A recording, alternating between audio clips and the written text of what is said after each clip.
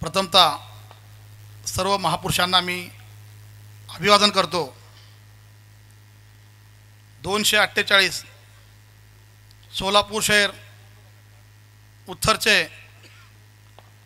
आदरणीय उमेदवार विजय कुमार देशमुख मालक यांचा विजय संकल्प मेळावा आयोजित करण्यात आलेला आहे। ह्या कार्यक्रमाला प्रमुख उपस्थिती म्हणून राष्ट्रवादी महाराष्ट्राचे उपाध्यक्ष कार्यसम्राट आनंददादा चंदनशिवे तसेच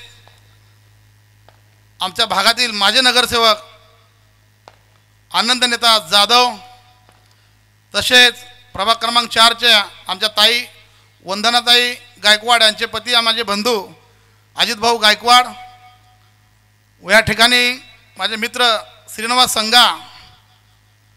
आता सर्वांचे मी नाव प्लीज घेत नाही, कोणी राग मानू नका, विनंती आहे। व सर्वच मान्यवर मी आणि आनंद नेता मालकांना भेटायला गेलो। मालकांना सांगितलं मालक मला कार्यक्रम द्या, तर मालक म्हणले 12 तारखेला करा। मी 12 तारखेला म्हणलो की आपले पंतप्रधान येतात, काय नाही म्हणले दुपारी तो कार्यक्रम होता, संध्याकाळी तुम्ही करा। आज आहे एकादश, माझ्या जमलेल्या ह्या ठिकाणी बंधुवांचा काय उपास आहे मालक, हे उपाशीपोटी आज फार मोठी एकादश आहे। ही एकादश असताना देखील विजय कुमार देशमुख मालकाला निवडून आणण्यासाठी या ठिकाणी जमलेले आहेत। आणि मालक गेले 20 वर्ष सोलापूर शहर उत्तरचे आमदार आहेत। मला थोडक्यात सांगायचं आहे, आत्ताच अजित भाऊ म्हणल्याप्रमाणे कोणी काय आपा पसरवतंय, पण आपण किती दिवस लांब राहायचं आणि अशा भामट्या लोकांना किती दिवस बळी पडायचं? मला सांगा तुम्ही, भारतीय जनता पार्टीने जो निर्णय घेतला सर्व धर्म समभावाचा, आत्ताच जे लाडकी बहीण योजना जे सुरू झाली, ह्या ठिकाणी बसलेल्या माझ्या बंधुवांना विचारतो, माझ्या वडीलधारी मंडळाला वडीलधारी माणसांना विचारतो की तुमच्या बहिणीला, तुमच्या आईला, तुमच्या घरच्या मिसेसला प्रत्येकाला ह्या ठिकाणी महिन्याला भारतीय जनता पार्टीच्या माध्यमातून आमचे विजय कुमार देशमुख मालक असतील, ज्यावेळेस सभागृहामध्ये हा विषय होत होता लाडकी बहीण योजनेचा, त्यावेळेस एकमताने विजय कुमार देशमुख मालकाने मान्य करून टाळ्याच्या गजरामध्ये स्वागत केला होता। आणि मला एवढं सांगायचं आहे की आपल्याला एवढं सांगायचं असताना मालक, आमची परिस्थिती आमच्या भागातली अशी आहे की आमच्या माता भगिनी 1500 रुपयासाठी काही घरात धुणं भांडं करतात। ही वस्तू तिथे आहे, ही वस्तू तिथे आहे, पण सरकारने हा निर्णय घेतला आणि असे अनेक निर्णय आहेत की ते आनंददादा चंद्रशिव आपल्याला सांगतील। पण मित्रांनो, लाडकी बहीण योजना असेल, आपल्या लाड कमिट जे लाड कमिट चालू झाले, हे लाड कमिट भी भारतीय जनता पार्टीच्या नेतृत्वाखाली व सरकारमध्येच मान्यता झालेली आहे। तेव्हा मी सर्वांना विनंती करतो, मला जास्त काय बोलता येत नाही, मला म्हणजे काय ठरवून मी बोलत नाही, मी मालक जे काय दिसतं तेच बोलतो।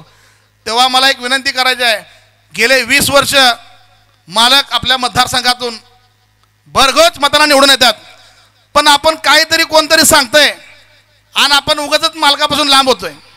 तर मला आपल्याला परत एकदा विनंती करायची आहे, अशा अनेक योजना आहेत की मी तुम्हाला सांगू शकत नाहीत, पुढचे भाषण करताना सांगतील, पण मला एकच सांगायचं आहे, आपल्याला आपल्या भागातून विजय कुमार देशमुख मालकाला भरघोस मतानं निवडून आणायचं लक्षात ठेवा।